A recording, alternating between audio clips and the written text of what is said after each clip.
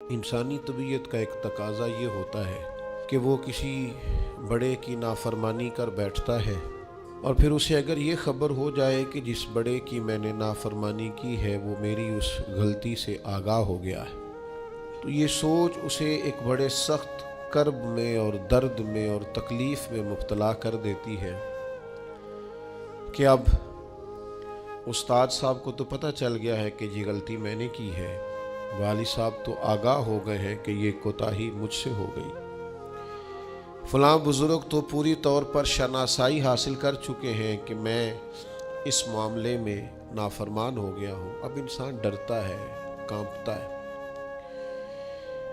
آپ نے کبھی دیکھا ہوگا کہ جس چھوٹے بچے سے کوئی سنگین غلطی ہو جائے اور اس کو اندازہ ہو کہ اس کے والد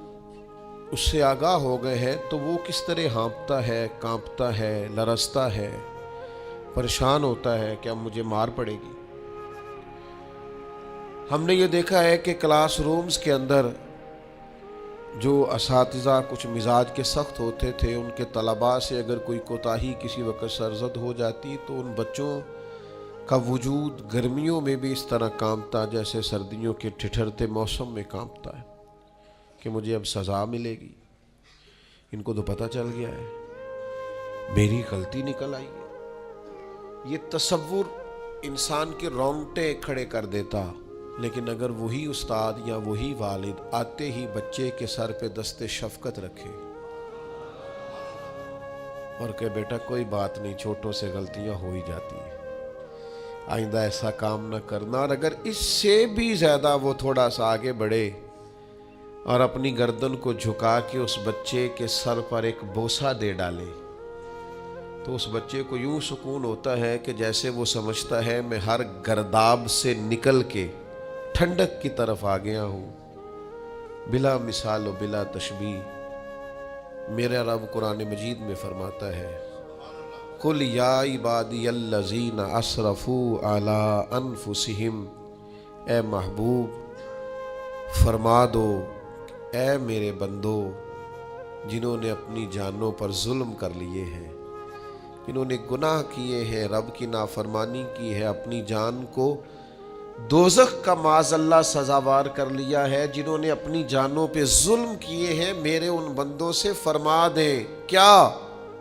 لا تقنطوا من رحمت اللہ، ان سے فرما دیں کہ یہ اپنے اللہ کی رحمت سے نا امید نہ ہو۔ یہ تھی معافی، اور وہ جو میں نے کہا نا ذرا گردن جھکائے اور پھر پیشانی بھی چوم لے، بلا مثال و بلا تشبیہ آگے فرما ان اللہ یغفر الذنوب جمیعا، یہ اس ہونے والی اس موجودہ غلطی کی ہی بات نہیں، بے شک اللہ سب گناہوں کو معاف فرما دے گا۔ تو مالک یہ ایک دفعہ ہی ہوگا، یہ آج ہی رحمت آئی ہے، یہ کسی ایک مخصوص وقت، ایک مخصوص موقع یا کسی مخصوص تاریخ کے لیے ایسا ہے؟ فرمایا نہیں، انہو هو الغفور الرحیم، اللہ ہے ہی بڑا بخشنے والا اور رحمت فرمانے والا۔ یہ اس کریم کا ہمیشہ کا طریقہ ہے کہ وہ غفور بھی ہے اور وہ رحیم بھی ہے، معاف کر دیتا ہے۔ اور ان اللہ یغفر الذنوب جمیعا، بے شک اللہ سب گناہوں کو معاف فرمائے گا۔ مجھے بتائیے، ہانپتے کانپتے لرزتے سہمے ڈرتے کب کبھی وجود پہ طاری ہوئی بندے میدان محشر میں جمع ہو، انہوں نے خبر ہو کہ ڈائری تو کھل گئی، آڈیو ویڈیو تو چل گئی،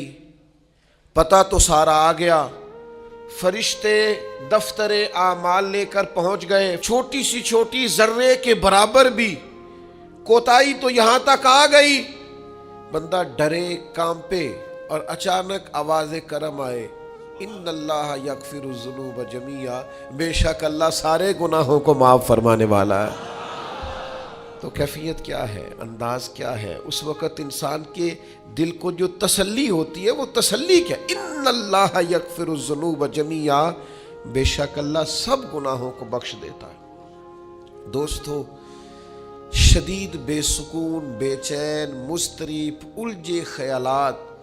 سخت بیمار، سخت کمزور، مالی مشکلات کا شکار لوگ، جسمانی بیماریوں سے لڑنے والے لوگ، اور رشتہ داروں اور احباب اور ان کی بے وفائیوں کا شکوہ کرنے والے لوگ، اگر ان ساری تکلیفوں سے نکلنا چاہیں تو حل ایک ہی ہے، ادھر ادھر نہ دیکھیں، اپنے رب کی رحمت کی طرف دیکھیں، اپنے کریم مالک کے کرم پر توجہ کریں۔